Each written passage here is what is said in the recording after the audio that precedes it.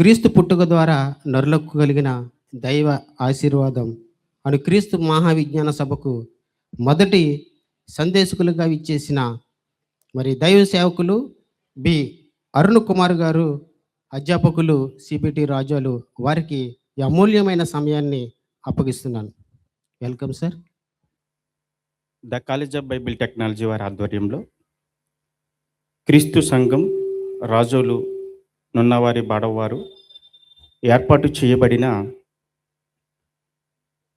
క్రీస్తు పుట్టుక ద్వారా నరులకు కలిగిన దైవాశీర్వాదం అనే క్రీస్తు విజ్ఞాన మహాసభకు చక్కటి వాతావరణాన్ని అనుకూలపరిచిన మన కన్న తండ్రి అయిన దేవునికి యేసుక్రీస్తు వారి పేరట కృతజ్ఞతాస్తుతులు చెల్లిస్తున్నాను.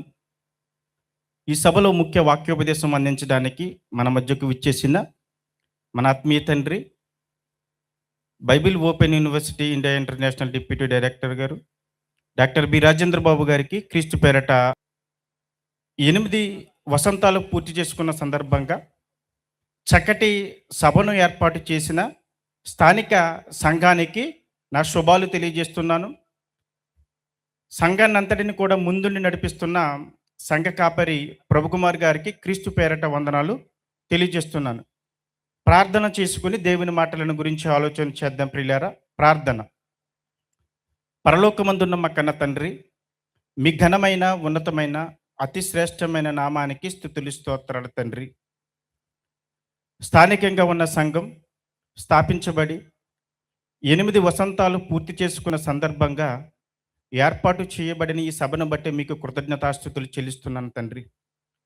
సంఘాన్ని దినదినము అభివృద్ధి పరచండి, అనేక మందిని నీ వైపు త్రిప్పే విధంగా సంఘాన్ని బలపరచండి తండ్రి నాయన. సంఘానికి కాపరిగా ఉన్న ప్రభుత్వాన్ని బట్టి మీకు స్తోత్రాలు తండ్రి.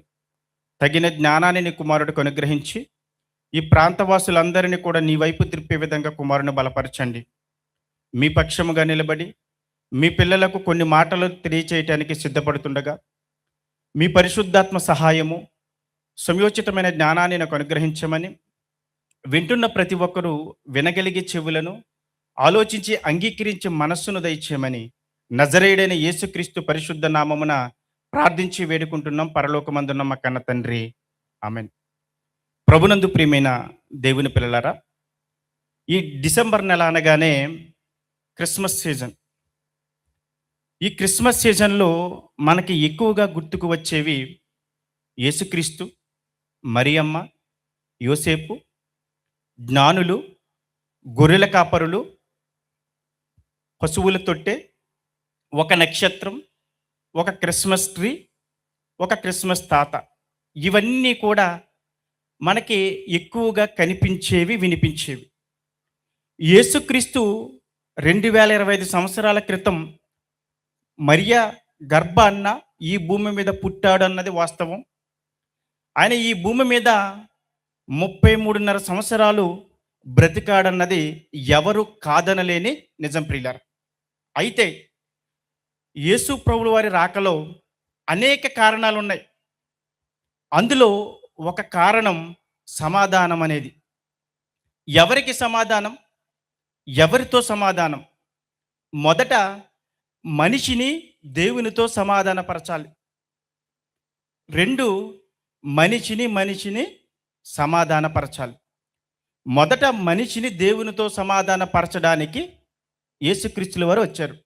అదే సమయంలో మనిషిని సమాధానపరచాలి. మనిషికి దేవునికి సమాధానం లేదా? మనిషి దేవునితో సమాధాన పడాలంటే సమాధాన పడాలి. ఎందుకంటే ఈ యేసుక్రీస్తు ఈ భూమి మీదకు వచ్చేంత వరకు భూమి మీద ఉన్న మనుషులకు, పరలోకంలో ఉన్న దేవునికి సమాధానం అనేది లేదు.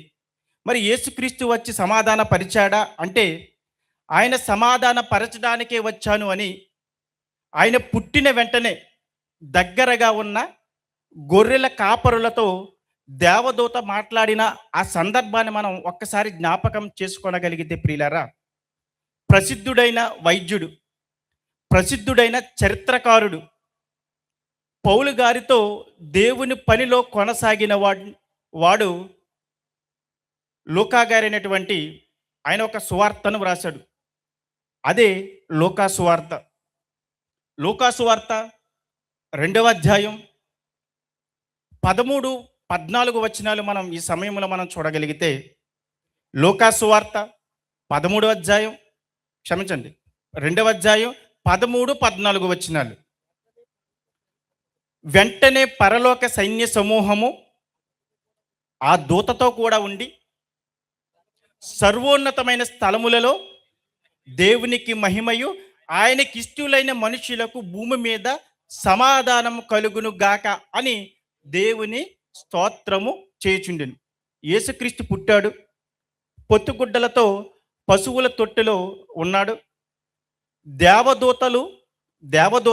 దేవదూతల సైన్య సమూహము పాట పాడటం, దేవుని స్తుతించడం అనేది మొట్టమొదటిగా ఈ సందర్భంలో మనకు కనబడుతుంది ప్రియులారా. వారు పలికిన ఒక అద్భుతమైన మాట, అక్కడ ఒక విశేషమైన మాటను పలుకుతున్నారు. సర్వోన్నతమైన స్థలములలో దేవునికి మహిమయు ఆయనకిష్టులైన మనుషులకు సమాధానం, భూమి మీద సమాధానం కలుగునుగా కన్నారు. ఎక్కడుంది సమాధానం? ఎక్కడ దొరుకుతుంది సమాధానం? ఎవరి మధ్య సమాధానం ఉంది అనే ఈ ప్రశ్నకు ప్రస్తుత సమాజంలో ఎక్కడ చూసినా సమాధానం అనేది లేదని చాలా సులువుగా చెప్పవచ్చు ప్రియులారా. ఎందుకంటే భార్యాభర్తల మధ్య సమాధానం ఉందా? అన్నదమ్ముల మధ్య సమాధానం ఉందా? అత్తాకోడళ్ళ మధ్య సమాధానం ఉందా?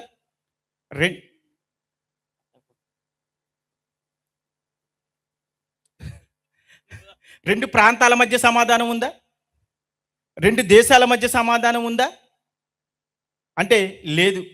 సమాధానం లేకపోవడానికి కారణం ఏంటంటే, సమాధానం కావాలంటే వారు దేవునికి ఇష్టులై ఉండాలనే మాట ఇక్కడ వ్రాయబడింది ప్రియులారా. ఎవరికి సమాధానం? ఆయనకిష్టులైన మనుషులకు భూమి మీద సమాధానం కలుగునుగాక అన్నాడు. మీకు సమాధానం ఉందా? మీ కుటుంబంలో సమాధానం ఉందా? మీ సంఘంలో ఉన్న కుటుంబాల మధ్య సమాధానం ఉందా? లేదు. ఒకవేళ లేదు అని అన్నప్పుడు మీరు సమాధానం కావాలి అనుకుంటే మీరే మొట్టమొదట చేయవలసిన పని ఏంటంటే, దేవునికి ఇష్టలుగా మారే ప్రయత్నం చేయండి. అప్పుడు సమాధానం అనేది దొరుకుతుంది ప్రియులారా. కానీ మనుషులు ఎలా ఉన్నారంటే ఇష్టం విషయంలో 3 రకాలుగా ఉన్నారు. మొదటి రకం, తమకు నచ్చినట్టు ఉంటారు. ఎవరి మాటను పట్టించుకోరు. నా ఇష్టమండి, నాకు నచ్చినది చేస్తాను, నాకు నచ్చిన చోటుకు వెళ్తాను, నాకు నచ్చినది చేస్తాను, నచ్చినది కట్టుకుంటాను, అడగటానికి మీరెవరండి అంటారు. అంటే వీళ్ళు ఎవరంటే ఎవరి ఇష్టాన్ని పట్టించుకోరు, తమ ఇష్టాన్ని నెరవేర్చుకోవటానికి ప్రయత్నం చేస్తుంటారు.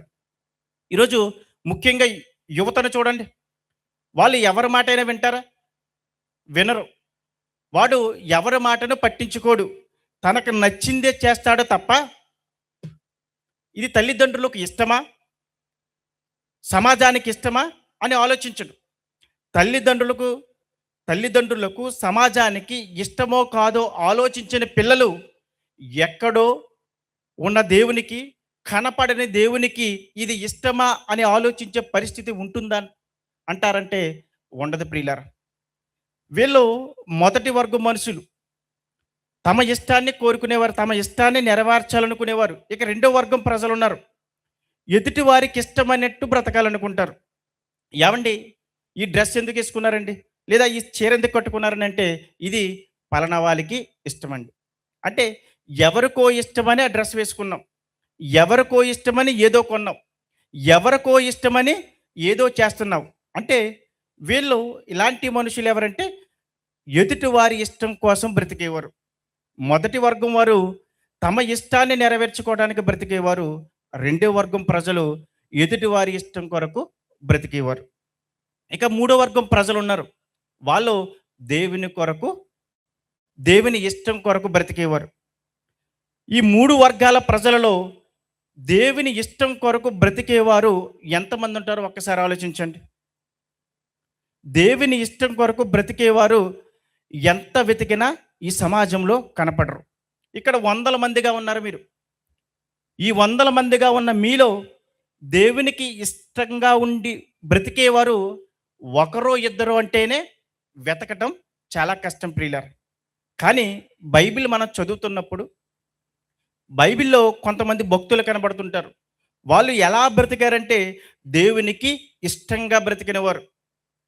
దేవుడే స్వయంగా వారి గురించి మాట్లాడుతున్నటప్పుడు వీళ్ళు నాకిష్టులు, నాకు ప్రియులు అని వారి గురించి దేవుడే స్వయంగా సాక్ష్యం ఇస్తున్నట్టుగా మనం లేఖనాలను మనం చూడగలం ప్రియులారా.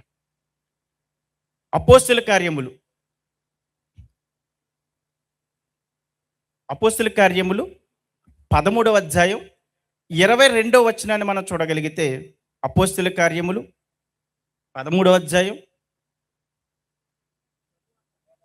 తరువాత అతనిని అంటే సౌలును తొలగించి దావీదును వారికి రాజుగా ఏర్పరచెను. మరియు ఆయన, నేను యెష్షయి కుమారుడైన దావీదును కనుగొంటిని, అతడు నా ఇష్టానుసారుడైన మనుషుడు, అతడు నా ఉద్దేశములన్నీయు నెరవేర్చునన్నాను. ఈ మాట నమ్మాలా వద్దా అన్న అనుమానం మీకేం అవసరం లేదండి. ఎందుకంటే ఈ స్టేట్మెంట్ ఇస్తున్నది ఎవరో తెలుసండి? సాక్షాత్తు దేవుడు. మనుషులు ఇస్తున్న స్టేట్మెంట్ కాదండి. మనుషులు ఇచ్చే స్టేట్మెంట్ ఎలా ఉంటుందంటే మనుషులను బట్టి ఇస్తాడు. ఒక మనిషి తన ఇంటి వారి గురించి ఒక విధంగా సాక్ష్యం ఇస్తాడు, ప్రక్కింటి వారి గురించి మరొక విధంగా సాక్ష్యం ఇస్తాడు. స్నేహితుడు అయిన వాడి గురించి ఒక విధంగా సాక్ష్యం ఇస్తాడు, స్నేహితుడు కాని వాడి గురించి మరొక విధంగా సాక్ష్యం ఇస్తాడు. అంతే కదండి. మనుషులు ఇచ్చే సాక్ష్యాలు ఏవైతే ఉన్నాయో అవి నమ్మశక్యంగా ఉండవు. నమ్మశక్యంగా ఉండవు ప్రియులారా. ఎందుకంటే మనుషులు మనిషిని బట్టి సాక్ష్యం ఇస్తాడు. మనకి నచ్చిన వారి గురించి అయితే ఎంతైనా మాట్లాడతాం, ఏమైనా చెబుతాం. నచ్చని వారి గురించి అస్సలు మనం మాట్లాడడం ప్రియులారా. కానీ ఇక్కడ ఎవరి గురించి మాట్లాడుతున్నాడంటే దేవునికి ఇష్టంగా బ్రతికే ఒక వ్యక్తి గురించి మాట్లాడుతున్నాడు. ఆ వ్యక్తే దావీదు. దావీదు ఎలా బ్రతికాడంట? దేవుని ఇష్టానుసారంగా బ్రతికాడు. దేవుని ఇష్టాలన్నీ, ఆయన ఉద్దేశాలన్నీ నెరవేర్చిన వాడుగా కనబడుతున్నాడు. మరి దావీదు దేవునికి ఇష్టంగా బ్రతికాడు, దేవుని ఉద్దేశాల్ని నెరవేర్చాడు. అయితే అలా బ్రతికినప్పుడు దేవుడు దావీదుకి ఏం చేశాడో తెలుసా ప్రియులారా? ఎక్కడో అరణ్యంలో గొర్రెలు కాచుకుంటూ ఉన్నాడు. ఊరికి చివర అరణ్యంలో గొర్రెలు కాచుకుంటున్న గొర్రెల కాపరిగా ఉన్న దావీదును తీసుకువచ్చి అంతఃపురంలో సింహాసనం మీద కూర్చోబెట్టి రాజదండాన్ని చేతిలో పెట్టి ఇశ్రాయేలు సింహాసనం మీద రాజుగా కూర్చోబెట్టాడు ప్రియులారా. ఇది దావీదు కూడా ఊహించుండడు. నేనేంటి ఎక్కడో అరణ్యంలో గొర్రెలు కాచుకుంటున్న నేనేంటి ఈ ఇశ్రాయేలు రాజ్యంలో సింహాసనం మీద నేను కూర్చోవటం ఏంటని ఆయన కూడా ఆశ్చర్యపడి ఉంటాడు. ఎందుకు ఎక్కడో ఉన్న దావీదుని తీసుకువచ్చి ఇశ్రాయేలు సింహాసనం మీద కూర్చోబెట్టాడు అంటే దావీదు దేవునికి ఇష్టంగా బ్రతికాడు ప్రియులారా. ఇది మనం చదువుతున్నప్పుడు మనకి ఏం అర్థం కావాలంటే, మనం ఎవరికో ఇష్టమని బ్రతకడం కాదు ప్రియులారా. దేవునికి ఇష్టంగా బ్రతకాలన్న ఆలోచన మనకు రావాలి. మీరు ఒక విషయం గమనించండి. మీరు మీ ఇష్టం కొరకు బ్రతికినా నష్టమే, ఎదుటివారి ఇష్టం కొరకు బ్రతకాలన్నా కూడా ప్రమాదమే ప్రియులారా. మీరు దేవునికి ఇష్టంగా బ్రతకాలని మీరు కోరుకుంటే, దేవుడు మిమ్మల్ని జ్ఞాపకం చేసుకోవాలని మీరు కోరుకుంటే, దేవుడు మీకు తోడుగా ఉండాలని మీరు కోరుకుంటే, దేవుడు మిమ్మల్ని ఉన్నత స్థితికి చేర్చాలని మీరు కోరుకుంటే, మీరు ఆయనకి ఇష్టలుగా బ్రతికే ప్రయత్నం చేయండి తప్ప మనుషులకు ఇష్టమైనట్టు బ్రతకాలని ప్రయత్నం చేయకండి. కారణం ఏంటంటే మీ జీవితంలో మనుషులను ఎప్పటికీ సంతోషపెట్టలేరు. కారణం ఏంటంటే ప్రియులారా, నువ్వు పెట్టినంత కాలం నిన్ను పొగుడుతారు, నిన్ను ఆకాశానికి ఎత్తుతారు. నువ్వేమి పెట్టని నాడు నిన్ను పాతాళానికి తొక్కేస్తారు ప్రియులారా. కాబట్టి అందుకే దేవునికి ఇష్టంగా బ్రతికే ప్రయత్నం చేయండి. మనుష్యులను మనం ఎప్పటికీ సంతోషపెట్టలేం. ఎంతమందిని సంతోషపెట్టగలం? దేవుణ్ణి ఆయనకి ఇష్టంగా ఉంటే దేవుణ్ణి సంతోష పెట్టగలం ప్రియులారా. ఇది మొదటి వ్యక్తి దావీదు గారి గురించి. మరొక వ్యక్తి ఉన్నాడండి. అతను దేవునికి ప్రియమైన వాడుగా బ్రతికాడు, ఇష్టమైన వాడుగా బ్రతికాడు. విచిత్రం ఏంటంటే మనుషులకు కష్టంగా ఉన్నాడు, దేవునికి ఇష్టంగా ఉన్నాడు. మనుషులకు శత్రువులా ఉన్నాడు, దేవునికి ప్రియమైన వాడుగా ఉన్నాడు. అతనే దానియేలు. దానియేలు గ్రంథం దానియేలు గ్రంథం త్వరగా చూద్దాం, సమయం తక్కువ ఉంది. దానియేలు గ్రంథం 9వ అధ్యాయం 23వ వచనం. నీవు బహుప్రియుడవు గనుక నీ విజ్ఞాపన చేయన ఆరంభించినప్పుడు ఈ సంగతిని నీకు చెప్పుటకు వెళ్ళవలనని ఆజ్ఞ బయలుదేరన్నాడు. నీవు బహుప్రియుడు అన్నాడు. ఎవరు? దేవుడు అన్నారు దానియేలుతోటి. ఇక్కడ దానియేలు జీవితాన్ని ఒక్కసారి మనం ఆలోచిస్తే, దానియేలు ఎక్కడ విద్యాభ్యాసం చేశాడంటే కల్దీల దేశంలో. ఎందుకంటే బాల్యంలో ఉన్నప్పుడే బానిసగా కల్దీల దేశానికి దానియేలు వచ్చాడు. బాల్యంలో బాల్యం అంతా కూడా అక్కడే గడిచిపోయింది. ఆ బాల్య దశలో ఉండగానే యెరూషలేం మీద దాడి జరిగింది. అప్పుడు వచ్చాడు దానియేలు ఎక్కడికి? బబులోను దేశానికి. ఆ విద్యాభ్యాసం అంతా కూడా ఆ బబులోను దేశంలోనే జరిగింది. అక్కడే విద్యార్థిగా ఉన్నాడు, అక్కడే ఉద్యోగిగా ఉన్నాడు. ప్రభుత్వం మారిపోయింది. రాజు తన తరువాత 3 ప్రధానులను ఏర్పాటు చేయాలనుకున్నాడు తన సంస్థానాల మీద. ఆ 3 ప్రధానులలో ఒకడిగా కనబడుతున్నాడు. మరలా ఆ 3లో ప్రధానమైన వ్యక్తిగా దానియేలుని రాజు కూర్చోబెట్టాడు ప్రియులారా. ఎక్కడో బానిసగా ఉన్న దానియేలు రాజు తరువాత రాజంతటి స్థానంలో కూర్చోవడం చాలా విచిత్రంగా అనిపిస్తుంది. అక్కడేమో దావీదు గారు ఎక్కడో అరణ్యంలో గొర్రెలు కాచుకుంటున్న దావీదుని తీసుకువచ్చి ఇశ్రాయేలు సింహాసనం మీద కూర్చోబెట్టితే, ఇక్కడ బానిసగా ఉన్న దానియేలు రాజు తర్వాత రాజు స్థానంలో ఉన్నాడు ప్రియులారా. అంటే ప్రభుత్వాలు మారినప్పటికీ కూడా అతని పొజిషన్ మారలేదు. బబులోను ప్రభుత్వంలో అదే పొజిషన్, మాదీయ పారసిక ప్రభుత్వం వచ్చిన ఆ ప్రభుత్వంలో కూడా అదే పొజిషన్. కారణం ఏంటంటే దావీదు బాల్యంలో దేవునికి ఇష్టడుగా ఉన్నాడు, యవ్వనంలో దేవునికి ఇష్టడుగా ఉన్నాడు, వృద్ధాప్యంలో కూడా దేవునికి ఇష్టడుగా బ్రతుకుతున్నాడు. ఇక 70 సంవత్సరాల చెరకాలం పూర్తయిపోయిన తర్వాత దానియేలు వృద్ధాప్యంలో దేవునికి ప్రార్థన చేస్తున్నాడు. ఈ 9వ అధ్యాయంలో ఆయన ప్రార్థన చేస్తూ, దేవా, ఈ ఇచ్చిన సమయం చెరకాలం 70 సంవత్సరాలు పూర్తయిపోయింది కదా, ఎప్పుడు మా దేశానికి మమ్మల్ని తీసుకువెళతావు? ఆ యెరూషలేము ప్రాంతానికి ఎప్పుడు తీసుకువెళతావని ప్రార్థన చేస్తున్న సమయంలో ప్రార్థన ప్రారంభించాడో లేదో అతని ప్రార్థనకు జవాబు వచ్చేసింది ప్రియులారా. అదే ఇక్కడ మనం చదువుకుంటున్నాం. నీవు బహుప్రియుడవు కనుక నీవు విజ్ఞాపనము చేయన ఆరంభించినప్పుడు అన్నాడు. విజ్ఞాపనం అంటే ప్రార్థన చేయన ఆరంభించినప్పుడు అన్నాడా, ముగించినప్పుడు అన్నాడా? ప్రార్థన ఆరంభించినప్పుడే, దానియేలు ప్రార్థన ఆరంభించినప్పుడే దేవుని దగ్గర నుండి సమాధానం వచ్చేసింది. ప్రార్థన ఇంకా ముగించకుండగానే దానియేలు చేస్తున్న ప్రార్థనకు జవాబు వచ్చింది ప్రియులారా. కానీ మన ప్రార్థనకు ముగిసిన జవాబు రాదు. అదే ప్రార్థన కొన్ని నెలల పాటు చేసిన జవాబు రాదు. కానీ దానియేలు ప్రార్థన ప్రారంభించాడో లేదో ఆ ప్రార్థనకు సమాధానం, రిప్లై వచ్చేసింది ప్రియులారా. దానియేలు ఇలా ప్రార్థన ప్రారంభించే ఆ ప్రార్థనకు జవాబు వచ్చినప్పుడు మన ప్రార్థనకు ఎన్ని సంవత్సరాలైనా మన ప్రార్థనకు జవాబు ఎందుకు రావటం లేదంటే ప్రియులారా, ఎక్కడో లోపం ఉంది, ఎక్కడో తేడా జరుగుతుంది, ఎక్కడో సమస్య ఉంది. ఆ సమస్య దేవునికి ఇష్టంగా బ్రతకటం లేదేమో, దేవునికి ఇష్టలుగా లేమేమో, దేవునికి ప్రియమైన వారిగా లేవేమో. ఇక్కడ దానియేలును చూస్తే దేవునికి ప్రియమైన వాడిగా కనబడుతున్నాడు. అలాగని బహుప్రియమైన వాడిగా కనబడుతున్నాడు. ఎందుకంటే దానియేలు చుట్టూ పరిస్థితులు కూడా ఏం బాగాలేదండి. దానియేలు చుట్టూ ఎంత ఒత్తిడి ఉందో తెలుసా? మద్యం త్రాగాలని, నువ్వు యూదుడు అయినప్పటికీ తినకూడనివి తినాలని, చేయకూడని ఆచారాలు చెయ్యాలని చాలా ఒత్తిడి ఉంది. తినకూడనివి తినాలని, త్రాగకూడనివి త్రాగాలని, చెయ్యకూడని చెయ్యాలని చుట్టూ ఎంతమంది ఆయనను ఒత్తిడి చేసినప్పటికీ కూడా ఎక్కడా కూడా లొంగలేదు దానియేలు.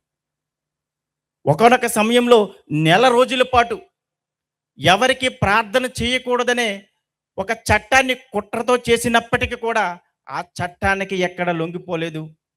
ఆ చట్టానికి భయపడకుండా బ్రతికాడు దానియేలు. అందుకు దేవునికి ఇష్టుడు ప్రియులారా. ఎందుకు ఈ విషయాన్ని గుర్తు చేస్తున్నానంటే ప్రియులారా, మనం యేసుక్రీస్తు ఎందుకు వచ్చాడని చదువుకున్నాం. ఎందుకు వచ్చాడని చదువుకున్నాం. ఆయనకిష్టులైన మనుషులకు భూమి మీద సమాధానం కలుగును. అందరికీ కాదండి, కొందరికి, దేవునికి ఇష్టలుగా ఉన్న వారికి మాత్రమే సమాధానం అనేది ఉంటుంది. మీలో ఎవరైనా సరే దేవునికి ఇష్టలుగా మారాలనే ప్రయత్నం చేయండి. దేవునికి ఇష్టలుగా మీరు మారగలిగితే మీకు సమాధానం అనేది దొరుకుతుంది ప్రియులారా. హెబ్రీయులకు రాసిన పత్రిక 11వ అధ్యాయం 5వ వచనం. హెబ్రీయులకు రాసిన పత్రిక. విశ్వాసమును బట్టి హానోకు మరణము చూడకుండునట్లు కొనుపోబడెను. అతడు కొనిపోబడక మునుపు దేవునికై ఇష్టుడైండునని సాక్ష్యము పొందినన్నాడు. ఈ 11వ అధ్యాయం మనం చూస్తున్న ఈ 11వ అధ్యాయం అంతా కూడా విశ్వాసుల వీరుల జాబితా ప్రియులారా. వీళ్ళ జీవితాలు సామాన్యమైన జీవితాలు కాదండి. వీళ్ళు దేవుని కొరకు త్యాగాలు చేశారు, దేవుని కొరకు ప్రాణత్యాగాలు చేశారు, దేవుని కొరకు హతసాక్షులయ్యారు. వీళ్ళందరూ ఎవరంటే విశ్వాస వీరులు. వీళ్ళందరూ కూడా దేవుని కోసం, న్యాయం కోసం, నీతి కోసం, ధర్మం కొరకు, దేవుని కొరకు తమకున్నవన్నీ తృణప్రాయంగా విడిచిపెట్టి తమ ప్రాణాలను కూడా తృణప్రాయంగా విడిచిపెట్టారు పిల్లలు. అందుకే వీళ్ళ గురించి పౌలు గారు ఏమంటారంటే, ఇంత గొప్ప సాక్షి సమూహము మనలను ఆవరించి ఉన్నందున అంటాడు. ఎంత గొప్ప సాక్షి సమూహం కాకపోతే ఇంత గొప్ప సాక్షి సమూహం అని అంటాడు చెప్పండి. అంటే వాళ్ళందరూ ఎవరంటే ఎంతో గొప్ప సాక్ష్యం కలిగిన వారుగా మనకి కనబడుతున్నారు ప్రియులారా. అటువంటి వారిలో ఎవరున్నారు? హానోకు ఉన్నాడు. హానోకు ఎలా బ్రతికాడంట? దేవునికి ఇష్టుడుగా బ్రతికాడు. ఇక్కడ చాలా తక్కువ ఇన్ఫర్మేషన్ ఉంటుంది, తక్కువ సమాచారం ఉంటుంది. ఇతని గురించి మనకి ఇంకా కొంచెం సమాచారం తెలియాలంటే మన ఆదికాండం దగ్గరికి వెళ్ళవలసి ఉంటుంది ప్రియులారా. ఆదికాండ అధ్యాయం 5వ అధ్యాయం 22వ వచనం చదువుదాం, సరిపోతుంది. 22వ. హనోకు మెతూషెలను కనిన తరువాత 300 ఏండ్లు దేవునితో నడుచుచు కుమారులను కుమార్తెలను కనినన్నాడు. ఎన్నేండ్లంటమ్మా? ఎన్నేండ్లు? 300 ఏండ్లు. 300 ఏండ్లు దేవునితో నడవటం అంటే అంత సులువు అనుకుంటున్నారా? అంత ఈజీ అనుకుంటున్నారా? దేవునితో నడవటం అనగానే అర్థం ఏంటనుకుంటున్నారు? దేవునితో సహవాసం కలిగి ఉండటం. దేవునితో సహవాసం కలిగి ఉండటం అంటే పాపం చేయకుండా, పాపం జోలికి పోకుండా నీతిని జరిగించాలి. ఎందుకంటే పాపం అంటే దేవునికి అసహ్యం. నేను పరిశుద్ధుని కనుక మీరు కూడా పరిశుద్ధులుగా ఉండాలన్నాడు. దీన్ని రివర్స్గా మాట్లాడుకుంటే, నేను పాపం చేయలేదు కనుక మీరు కూడా పాపం చేయకండిరా. ఇక్కడ హానోకు 300 ఏండ్లు దేవునితో నడిచాడంట.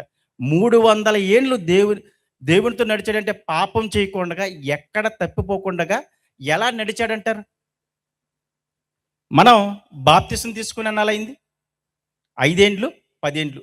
ఈ 5-10 ఏండ్లలో ఎన్నిసార్లు తప్పిపోయి ఉంటాం, ఎన్నిసార్లు పడిపోయి ఉంటాం, ఎన్ని మారులు మోసాలు చేసాం, ఎన్ని మారులు అబద్ధాలాడాం, ఎన్ని మారులు ఆలోచనలో పాపం. మరి హానోకు 300 ఏళ్ళు నడిచిన వాడు, మనం 30 సంవత్సరాలు 30 ఏండ్లు దేవునితో నడవలేమా? 30 ఏండ్లు దేవునితో నడవలేమా? అంటే మనం 30 ఏండ్లు కూడా దేవునితో నడవలేకపోతున్నాం. దేవుడు ఈ విషయాన్ని ఎందుకు రాయించాడో తెలుసా ప్రియులారా? ఎందుకు హానోకు జీవితాన్ని మీ ముందు పెట్టి ఏ విషయం తెలియచేయాలనుకున్నాడో తెలుసా ప్రియులారా? హానోకు 300 ఏండ్లు నడిచినప్పుడు మనం 30 ఏండ్లు పాపం చేయకుండా, తప్పిపోకుండా, అబద్ధం ఆడకుండా మనం బ్రతకలేమంటే బ్రతకగలం. ఇది సాధ్యమని చెప్పడానికి హానోకు జీవితాన్ని దేవుడు మన కళ్ళ ముందు పెట్టాడు ప్రియులారా. ఒక దావీదు దేవునికి ఇష్టడుగా బ్రతికాడు. ఒక దానియేలు దేవునికి ఇష్టడుగా బ్రతికాడు. ఒక హానోకు దేవునికి ఇష్టడుగా బ్రతికాడు ప్రియులారా. క్రొత్త నిబంధనలో ఒక వ్యక్తి గురించి చూసుకుని ముగించుకుందాం ప్రియులారా, సమయమైంది కనుక. 2వ కొరింథీయులకు రాసిన పత్రిక 2వ కొరింథీయులకు రాసిన పత్రిక 5వ అధ్యాయం 9వ వచనం.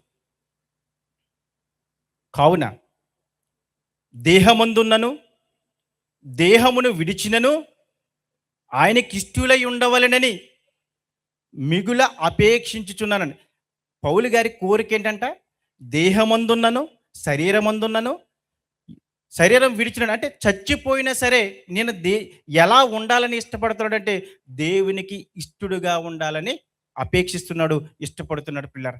ఇప్పటి వరకు చూసిన భక్తులందరూ కూడా దేవునికి ఇష్టలుగా బ్రతికిన వారు, ఇష్టమైనట్టు బ్రతకాలనుకున్న వారు, దేవునికి ఇష్టలుగా ఉండాలని అపేక్ష కలిగిన వారుగా మనకు కనబడుతున్నారు. కానీ మనుషులు తమ ఇష్టానుసారంగా బ్రతకాలని కొందరు, ఎదుటివారి ఇష్టం కొరకు బ్రతకాలనే వారు కొందరు. మరి దేవుని ఇష్టం కొరకు బ్రతికేవారు ఎందరు? ఇలా దేవుని ఇష్టం కొరకు బ్రతికిన వారు మనకి అక్కడక్కడ బైబిల్లో కనబడతారు ప్రియులారా. ఇటువంటి వారు సమాజంలో ఎంత వెతికినా కనపడరు. జల్లెడ వేసి పట్టినా మనకు కూడా ఇటువంటి దేవునికి ఇష్టమైనట్టుగా బ్రతికిన వారు మనకి సమాజంలో కనపడరు ప్రియులారా. మీరెందుకు ఉండకూడదు? నేనెందుకు ఉండకూడదు? మనమందరము దేవునికి ఇష్టలుగా ఎందుకు బ్రతకకూడదని నేను మిమ్మల్ని అడుగుతున్నా ప్రియులారా. ఇది ఏమైనా కష్టమా? ఇలా దేవునికి ఇష్టంగా బ్రతకడం కష్టమంటే కష్టమేమీ కాదండి. మనుషులకు ఇష్టంగా బ్రతకడం కష్టమేమో, కానీ దేవునికి ఇష్టమైనట్టు బ్రతకడం చాలా సులువు ప్రియులారా. ఎందుకంటే హానోకు 300 ఏండ్లు దేవునికి ఇష్టమైనట్టు బ్రతికాడు. మన జీవితకాలం ఎంత? 60 ఏండ్లు. ఈ 60 ఏండ్లలో ప్రభువు నమ్ముకునేసరికి కొంతమంది 30 ఏండ్లు, కొంత 40, మరొకరు 50. అంటే మన జీవితకాలం 60 అనుకుంటే 60లో 50 తీసేస్తే 10 ఏండ్లు. ఈ 10 ఏండ్లు మన దేవుని కొరకు పాపం చేయకుండగా, పాపానికి దూరంగా, అబద్ధం ఆడకుండా, చెడు ఆలోచనలు మనలో రాకుండా బ్రతకలేమంటే బ్రతకగలం ప్రియులారా, బ్రతకగలం. అందుకే భక్తుల జీవిత చరిత్రను మన కళ్ళ ముందు పెట్టాడు ప్రియులారా.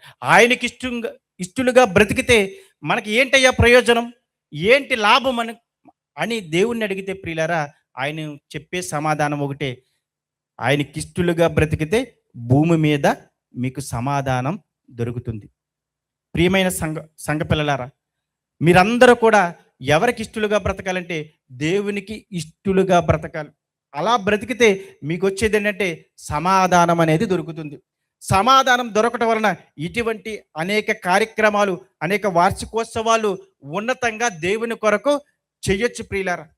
అలా మీరందరూ కూడా దేవునికి ఇష్టలుగా బ్రతికి సమాధానం పొందుకుని దేవుని పనిలో ఉన్నతంగా వాడబడి మరణించి పరలోకాన్ని చేరాలని మనస్ఫూర్తిగా కోరుకుంటూ ఈ నా మాటలు ముగిస్తున్నాను. ఇంతవరకు నా ద్వారా దేవుడు పలికించిన మాటలను మీకు అందరికీ కూడా క్రీస్తు పేరట వందనాలు తెలియజేస్తూ మరిన్ని సంగతులను మన ఆత్మీయ తండ్రి గారి మాటల్లో మనం విందాం ప్రియులారా. సమయం ఇచ్చిన అధ్యక్షుల వారికి వందనాలు తెలియజేసుకుంటూ తిరిగే సమయాన్ని అధ్యక్షుల వారికి అప్పగిస్తున్నాను. అందరికీ వందనాలు.